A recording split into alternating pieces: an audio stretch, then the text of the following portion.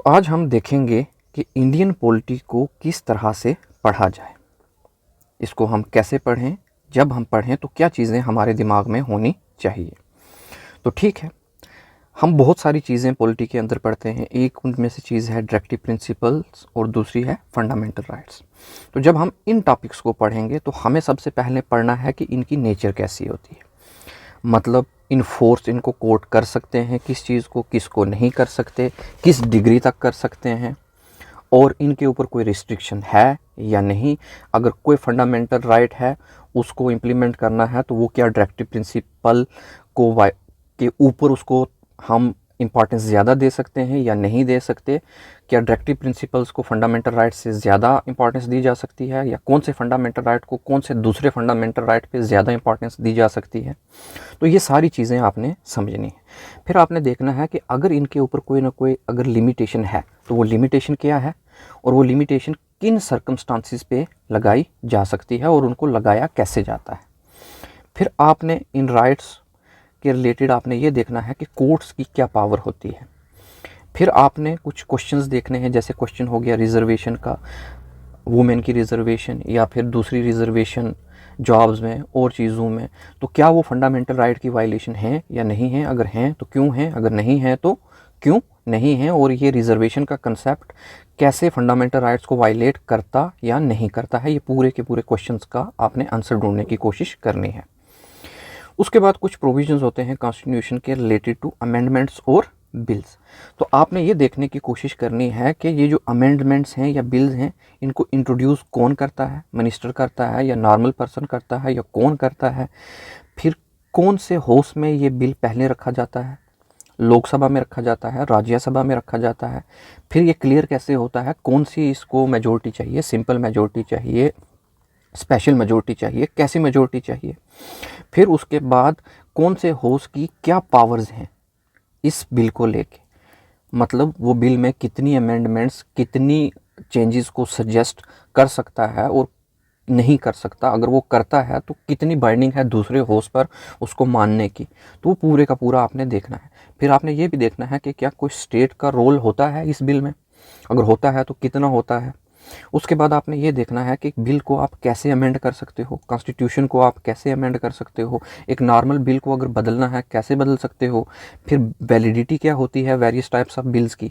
तो ये सारे के सारे क्वेश्चंस को आपने अच्छे से समझने की कोशिश करनी है, और इस जैसे अगर और भी आपके दिमाग में सवाल बनते हैं तो उनको भी सोचकर समझने की, यूपीएससी एस्पिरेंट वाला माइंडसेट रख के समझने की कोशिश करनी है। फिर उसके बाद क्या है, अब ये भी देखने की ज़रूरत होती है कि कॉन्स्टिट्यूशन के अंदर क्या मेंशन है और क्या मेंशन नहीं है। अगर आप कोई फंडामेंटल राइट्स पढ़ते हो, आप कोई कॉन्स्टिट्यूशनल पोस्ट के बारे में पढ़ते हो, कोई बॉडी के बारे में पढ़ते हो, कोई कमेटी के बारे में पढ़ते हो, तो आपने देखना है कि वो क्या इसके अंदर मेंशन है या नहीं है। अगर मेंशन है तो कौन से आर्टिकल के अंदर है, वो कौन से शेड्यूल या पार्ट के अंदर आता है। ठीक है, उसके बाद आपने जैसे कि कोई कमीशन है, कौन सी कमीशन कॉन्स्टिट्यूशन के अंदर मेंशन है या नहीं है, कौन सी काउंसिल्स हैं जो मेंशन है या नहीं है, कौन सी ऐसी पोस्ट हैं जो कॉन्स्टिट्यूशन के अंदर मेंशन है या नहीं है, ड्यूटीज़ राइट्स कौन से हैं और कौन से मेंशन हैं कौन से नहीं है, राइट्स की टाइप्स क्या होती हैं। तो वो सारा का सारा आपने देखना है। उसके बाद आपने कमीशंस और कमेटीज़ को जब आप पढ़ोगे तो आपने ये देखना है कि ये बनाई गई है तो किस पर्पज़ के लिए बनाई गई है, क्या पर्पज़ ये सर्व करेगी। फिर इसको बनाया कैसे जाता है, कौन इसको कॉन्स्टिट्यूट करता है, कौन इसकी रिकमेंडेशन करता है, फिर इसके मेंबर्स कौन होते हैं, फिर इसका हेड कौन होता है, फिर इस मेंबर को अपॉइंट कौन करता है, इन सब मेंबर्स को अपॉइंट कौन करता है। फिर आपने पूरी की पूरी कंपोजिशन देखनी है कि क्या कंपोजिशन होती है इस पूरी कमेटी या काउंसिल की। फिर पूरे का पूरा प्रोसेस भी देखना है कि प्रोसेस कैसा होता है अपॉइंटमेंट का। फिर अगर किसी को निकालना है बाहर तो वो निकालना भी कैसे है। तो ये सारे सवाल आपने जब ये पढ़ोगे कमेटीज़ और कमीशंस, ये आपने ध्यान में रखने हैं, और कौन सी कमेटी किस मकसद के लिए है ये सबसे ज़रूरी है, और उसके मेंबर्स कैसे बनाए जाते हैं। अब देखना, अब कुछ जैसे कॉन्स्टिट्यूशनल पोस्ट होती हैं, उन पोस्ट पे किसको कौन अपॉइंट करता है, कौन रिकमेंड करता है उस पोस्ट पर अपॉइंटमेंट के लिए, टेन्योर क्या होता है, रिमूवल का प्रोसेस क्या होता है, क्या क्या सिक्योरिटीज़ मिलती हैं उस पोस्ट पे उस इंसान को, क्या क्या सेफगार्ड्स मिलते हैं।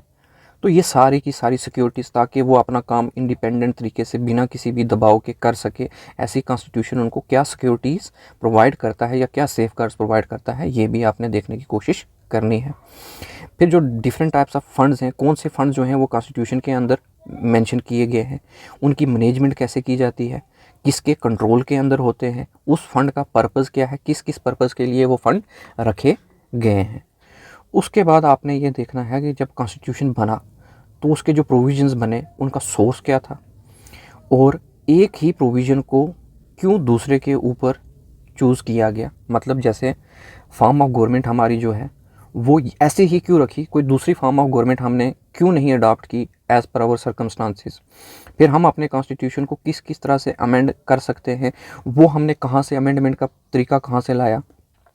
हमारी यहाँ जो जुडिशरी की इंडिपेंडेंस होती है वो वाला कंसेप्ट हमने कहाँ से लाया, और वो वाला क्यों लाया, हमारे यहाँ इंडियन कंटेक्स्ट में उसकी क्या ज़रूरत, क्या रेलिवेंस था उस टाइम पे। उसके बाद कुछ स्पेशल प्रोविजंस के बारे में भी हमें पढ़ना है एजुकेशन के रिलेटेड, कि एजुकेशन के रिलेटेड कौन सा आर्टिकल बात करता है बच्चों की एजुकेशन के रिलेटेड या बाकी एजुकेशन के रिलेटेड। वुमेन से रिलेटेड हमारे कॉन्स्टिट्यूशन में क्या क्या राइट्स हैं, क्या क्या बात होती है। फिर ट्राइब्स के बारे में क्या कहता है, बच्चों के बारे में क्या कहता है कि उनको कैसे एम्प्लॉयमेंट से रोका जाए, कैसे उनको क्या किया जाए, पूरे का पूरा। पंचायत्स के बारे में क्या कहता है, वेलफेयर के बारे में क्या कहता है। और ये जब एजुकेशन है तो किस पार्ट में मेंशन है, वुमेन के बारे में अगर है तो कौन से पार्ट में, कौन से आर्टिकल में, कौन से शेड्यूल के में ये चीज़ें मेंशन है। तो ये सारी चीज़ें भी आपने देखनी है। तो इसी तरीके से बहुत सारे टॉपिक्स और भी हैं जो आप अपने तरह से पिछले ईयर के क्वेश्चन पेपर्स को देख के आप एनालाइज कर सकते हो कि यूपीएससी डिमांड क्या करता है। इसी पैटर्न पर हम और सवालों के जवाब भी ढूंढ सकते हैं। समरी यही है कि यूपीएससी आपसे कुछ सवाल जानना चाहता है, कोई चीज़ वैसी है तो क्यों है, उसको कर कौन सकता है, निकाला कैसे जा सकता है, उसमें अगर कोई ड्रॉबैक है तो उसको रिमूव कैसे किया जा सकता है, उसकी ज़रूरत क्यों पड़ी, किन सर्कमस्टांसिस में उसको किस तरीके से हम यूज़ कर सकते हैं, किन सर्कमस्टांसिस में हम उसको हटा सकते हैं। तो वो सारे का सारा आपको पता होना चाहिए। और इसी तरीके से इसकी एनालिसिस हम डेप्थ में आगे भी करते रहेंगे। तो अगर आपको समझ आया, कुछ ना कुछ आपके दिमाग में आया, आप इस वीडियो को 2 बार भी देख सकते हो, 3 बार भी देख सकते हो। और अगर आपको लगता है कि ये काम की चीज़ है तो आप क्या कर सकते हो, आप A to Z for IAS को YouTube पर सब्सक्राइब कर सकते हो। वहाँ पे आपको प्लेलिस्ट में ऑर्डर में चीज़ें मिलने की प्रोबेबिलिटी ज़्यादा है। तो बाकी ये है कि आप सेल्फ स्टडी पे ज़्यादा रिलाई करें और बाकी चीज़ों पे कम, और हर चीज़ को करंट इश्यूज़ के साथ आप सप्लीमेंट करते रहें। और अगर आपको ये वीडियो अच्छी लगी तो आप शेयर कर सकते हैं, अगर नहीं अच्छी लगी तो कमेंट में फीडबैक दे सकते हैं कि इसमें क्या कमी थी और कैसे इसको इम्प्रूव किया जा सकता है।